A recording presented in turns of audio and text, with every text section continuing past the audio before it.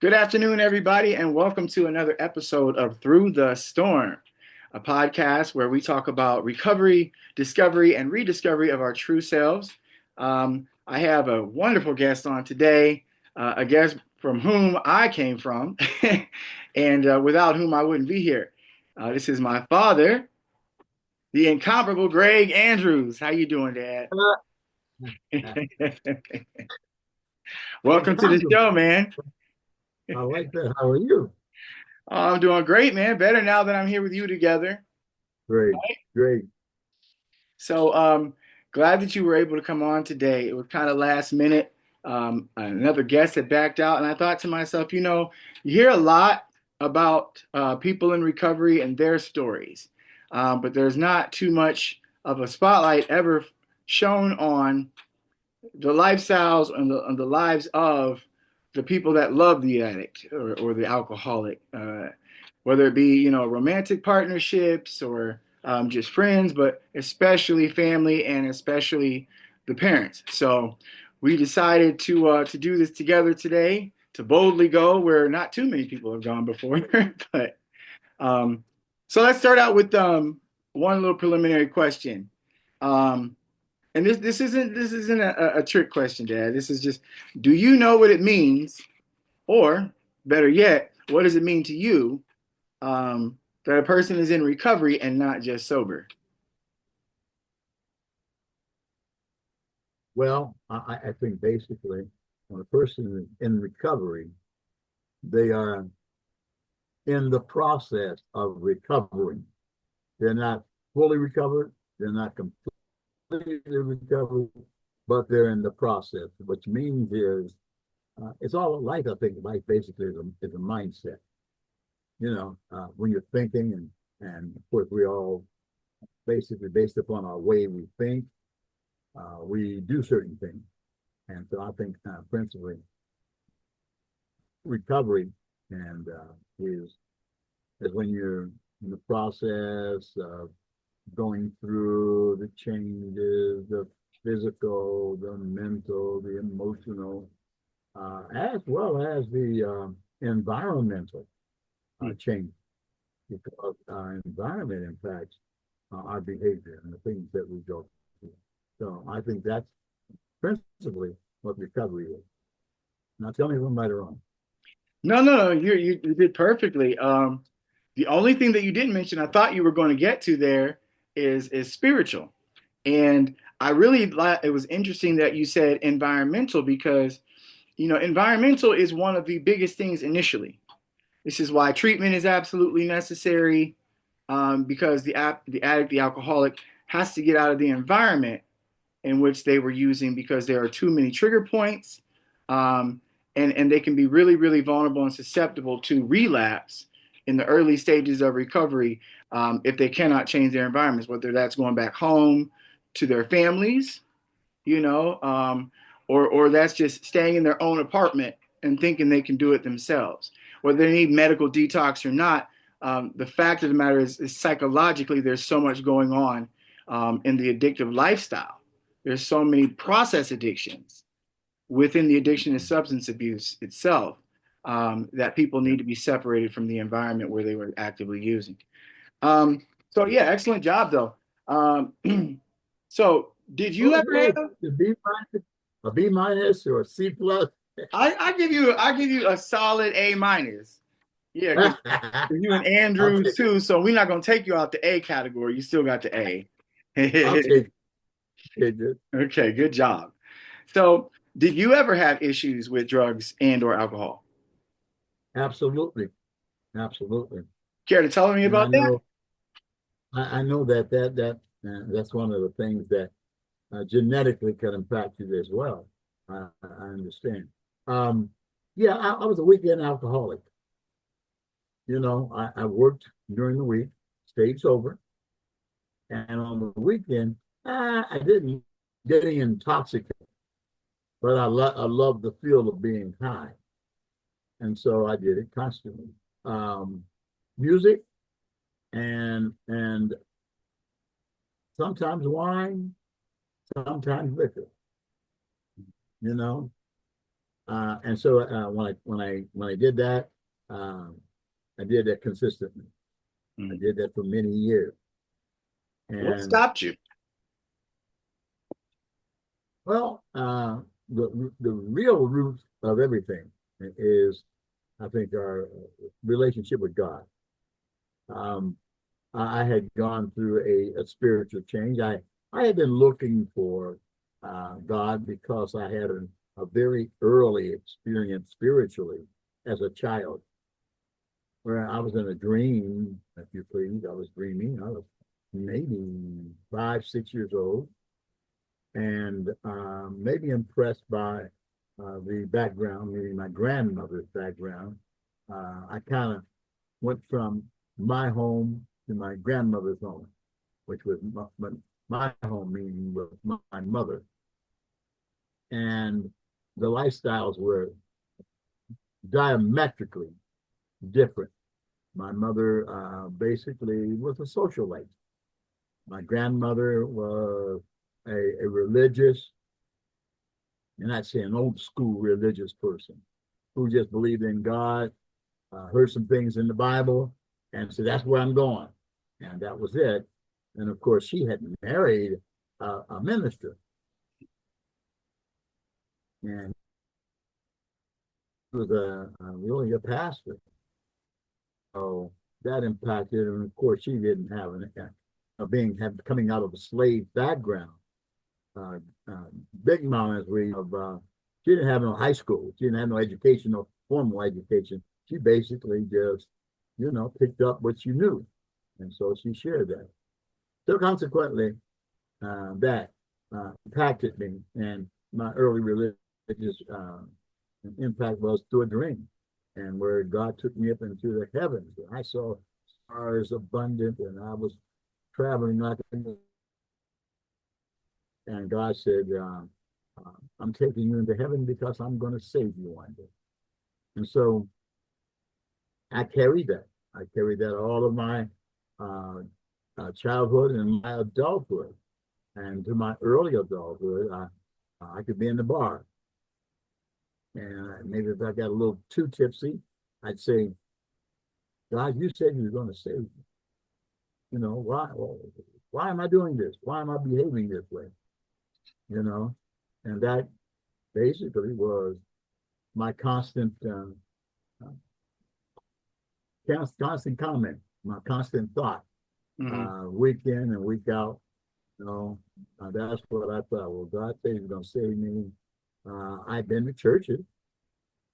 I'd even been baptized as a Baptist, and uh, and I had some spiritual experiences, but I wasn't satisfied. Something was off kilter, and so as a result, I did what I did, and I did it on a frequent basis. Hmm. And of course, I did have the privilege of being in public eye. And of course, there were a lot of social gatherings. And many of those social gatherings, there was always liquor available, or Hmm. wine, or something like that. Right. And I took So, my liberty. what did you what did you think an Yeah. alcoholic or an addict looked like? Did you, like you said just a moments ago, that you considered yourself a weekend alcoholic? So, did you know at that time that you were going through that? Did you call yourself that? Oh, no. Oh, by no means. No, I didn't call myself that. And yes, I had some images of alcoholics because in my formative years, I loved to spend time with elderly adults. Why is And just that? so happened, huh? Why is that? I always thought I would learn something from them. Laughing because I learned. I knew, I think I mentioned to you years ago, there was one alcoholic, I won't say his name. We call him the town drunk. Mhm. And they would say things that I like. And this guy, in particular, he would come in and he'd be dry, but he'd still be drunk. But he'd say, hey, somebody buy me a drink. Somebody buy me a drink. And they said, well, say the chicken. chicken. And he would say, chicken ain't nothing but a bird, bird. Chicken ain't nothing but a bird, bird. You can roast that chicken. You can toast that chicken. You can boil that chicken. You can broil that chicken, but a chicken ain't nothing but a bird. And well, we just loved it because he would dance to it. Oh so man. So he performed for somebody his was going to money. buy it. Yeah, somebody was buying the drum. And so I got to see a lot of, not just he, but I saw a lot of different drums, and because we actually had a corner. It was at the corner in Alliance, Ohio, at the corner of Noble Street. I'm sorry, the corner of Webb Street, and the corner of North Webb, and the corner of Patterson Street. There was two different corners. There were bars. One was the Black Hawk, and the other one was Yakko. What was it? Nako? Yakko's was Yakko. Yako. Okay.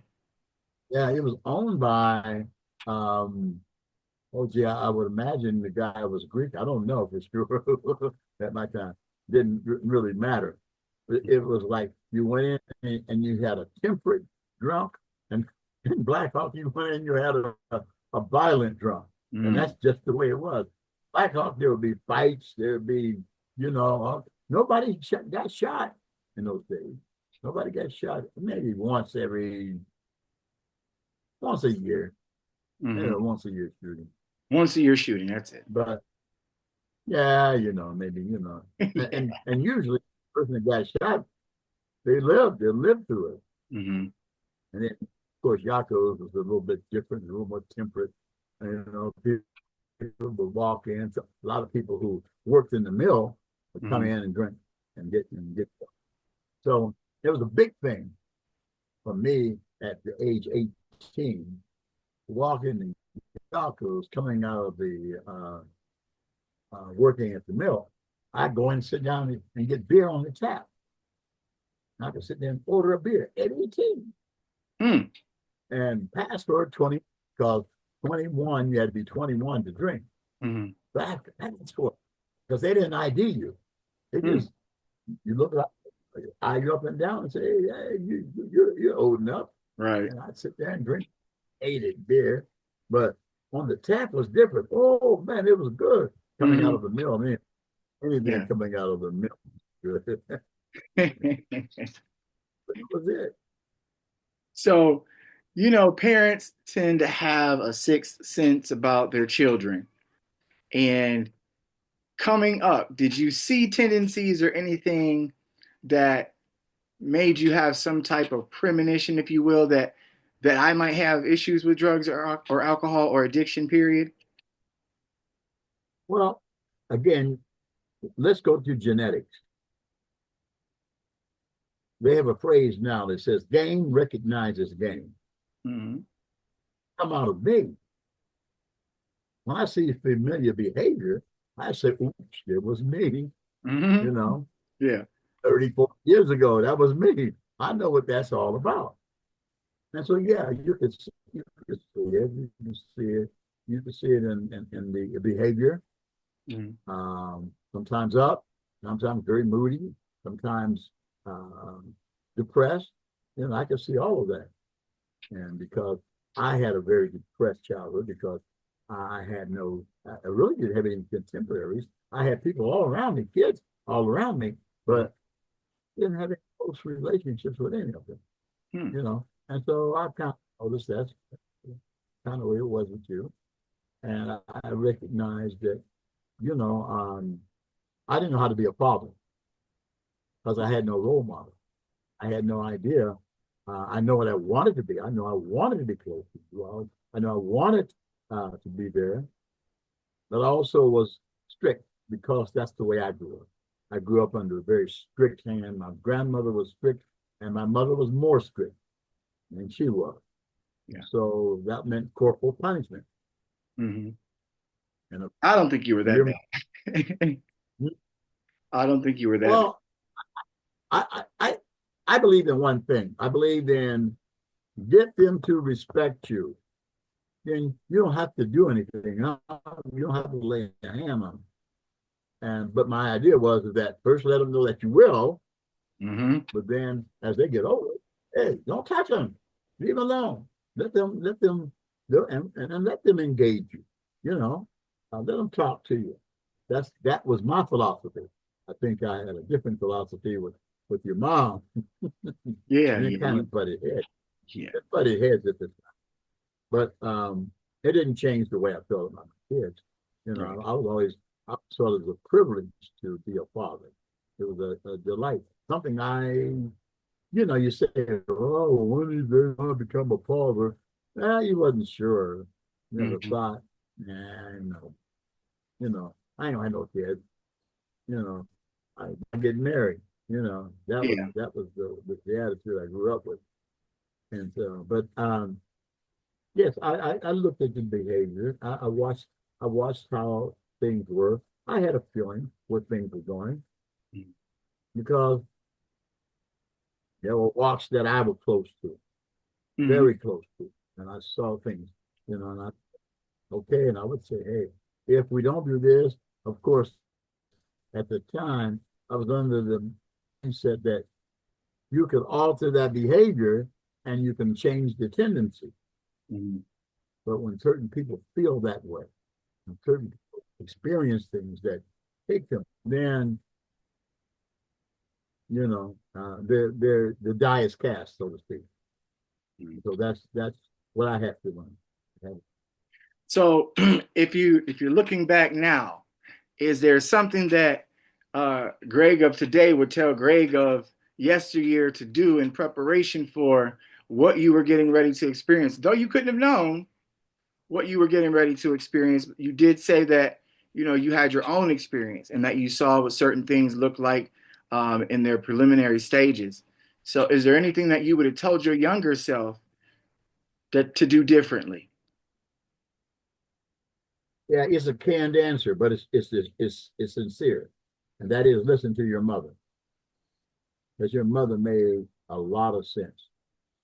And I found that through the years, had I listened to her, things would have been much easier for me and for my family. But I had, because I spent so much time alone, I formed my own opinions.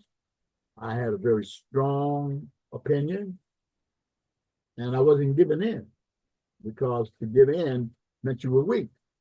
And so those were the things that formed my conscious, my ego, my attitude, and my behavior.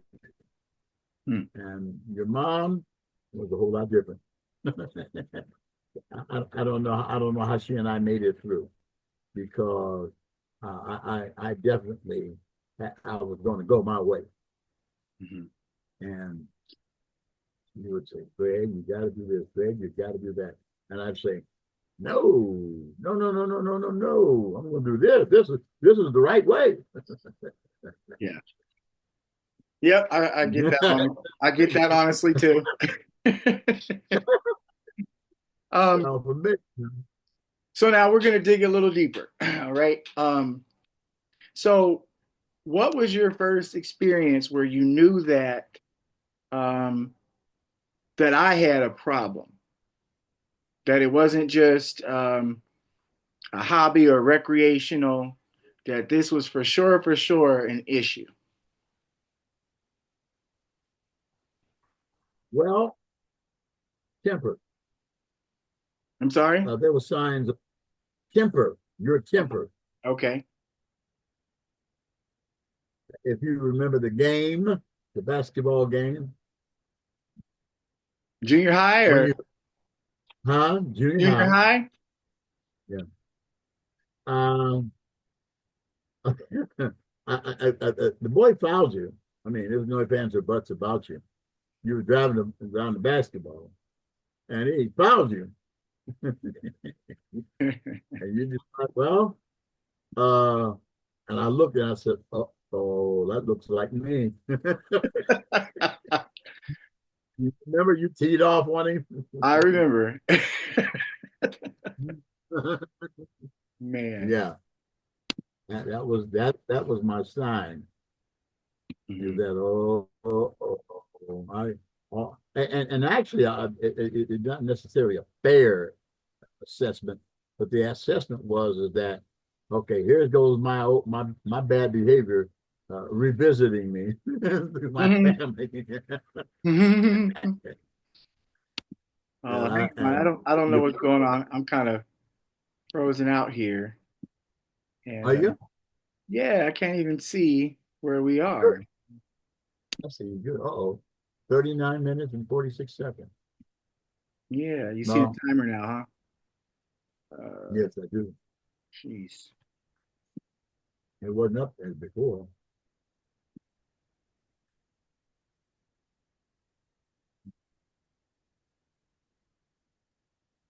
This is weird. I can't find you.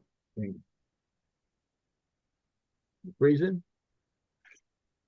So it was telling me that our time was almost up, and Yeah, that's what well, and when I get to talking, jeez,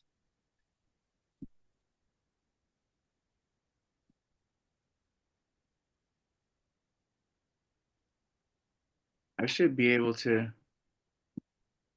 come back in a meeting. Join. Back to meeting. There you are. Ha! Found you. All right. So I think what we might have to do is stop this recording here and then go into another meeting to finish. okay. So, And you tie the two huh? and you I tie the think, two together. yeah. I'm going to stop this recording.